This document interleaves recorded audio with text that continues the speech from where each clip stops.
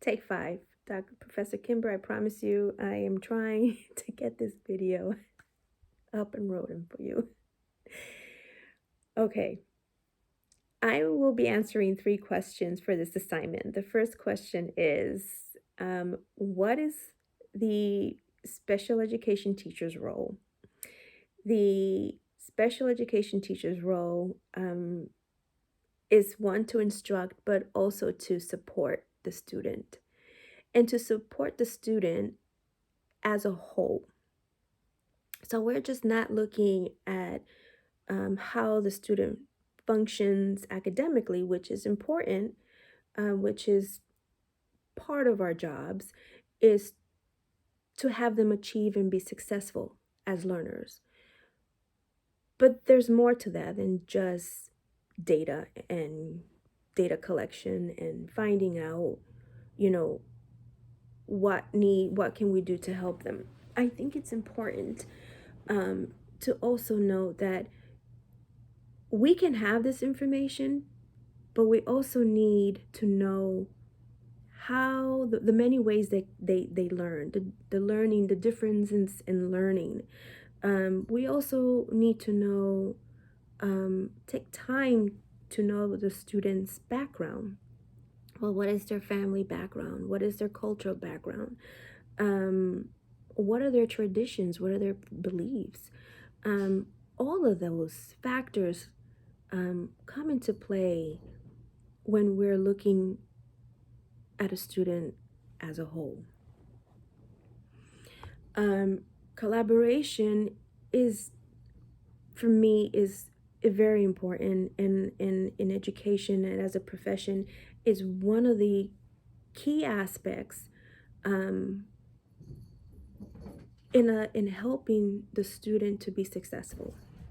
But not only are they going to be successful, but we're going to be successful. Because if we're successful, then we are able to transmit that and translate that to our students. So collaboration is very important, and that involves leadership,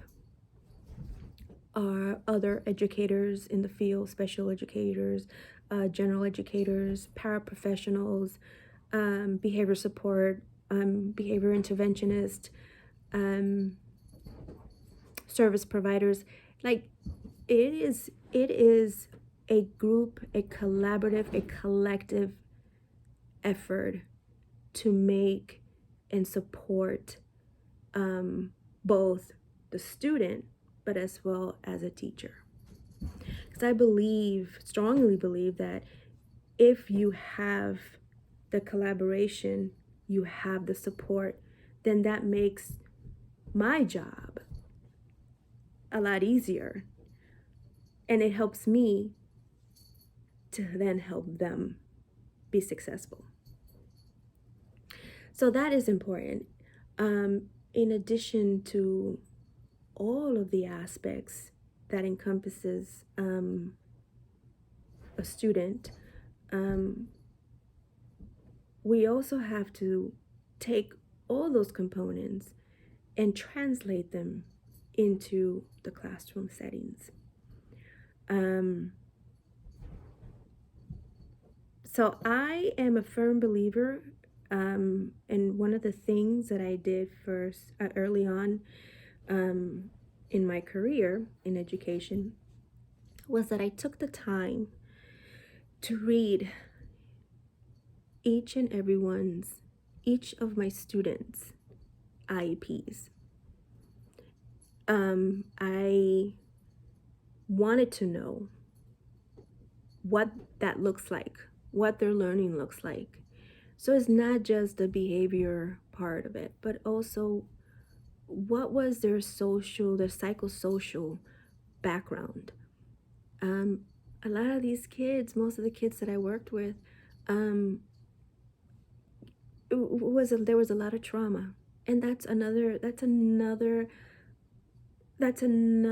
element that I bring into whether I'm a para or I'm in my future career as an educator. Is being trauma informed for me is very, very important. And I feel as though that that should also be part um, of professional development across the board for all educators. It really is an eye opener, and it helps to just be empathetic um, towards your students, and it just overall makes you a better teacher for your classroom. The second question is, what dispositions do I currently possess that will help me to become a successful teacher? Well, I want to say, upon looking at all the dispositions, I feel like I possess most of them, but the ones that I really gravitated to, that I strongly feel like I have a good grasp on, is respect for diversity. That's important because knowing myself, my cultural background, I'm Hispanic. I was an inner city kid, born and raised in New York, in the Bronx. It was rough. So I have a lot of respect for diversity. And it's something that I will take and practice um, throughout all my settings, throughout all of my academic settings. Sorry. um, Another one is the compassion, um, which then leads to reflection. So I feel like they're all connected. So if I can reflect on myself, um, to check myself, making sure that I'm respecting the differences in cultures and diversity within my community, within my realm. Um, and I have the compassion and the drive and the empathy um, for my students, then that leads to reflection. So, and I I want to say that I often need to take a step back. I often do, and reflect on what I can do better. How can I do better? And how can I deliver for my students to do better? Um, a disposition that I would like to work on is expectations, setting those high expectations. And it could be because I don't have the experience, but it's something that I will work on, and it's something that I will just have to talk to coworkers and see how they go about um, how that looks like in their classroom. Finally, what effect could personal biases have on expectations that teachers have for their students?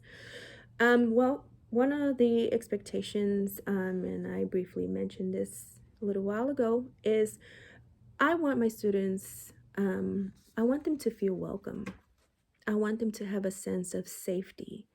I want them to have a sense of um,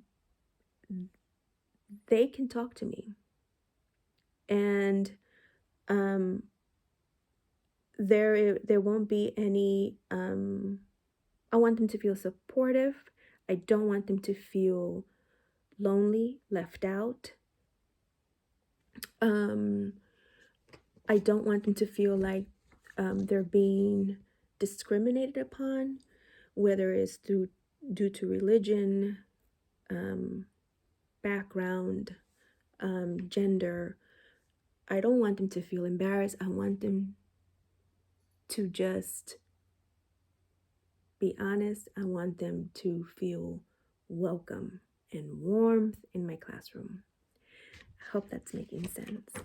Um, and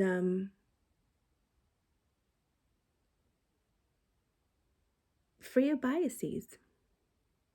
Um, and lastly, how could these biases affect their relationship with students and their families? Well, as an educator, biases can hinder, have a can lead to a negative impact on students' ability to feel safe in the classroom, which will make it difficult for them to enjoy the lesson or classes that they attend. Um, it's important to check one's biases um, and to going back to making sure that you have the respect for diversity. But I also feel like in order for one to understand where to where to begin to not be biased is to understand what your biases are, but also to understand what your culture is. Because if you understand your culture, then you're able to understand um, other cultures and diversities and be open and have less biases. So I hope this makes sense. I know the video was a little longer than anticipated, but um, thank you, Professor Kimber, and have a great night.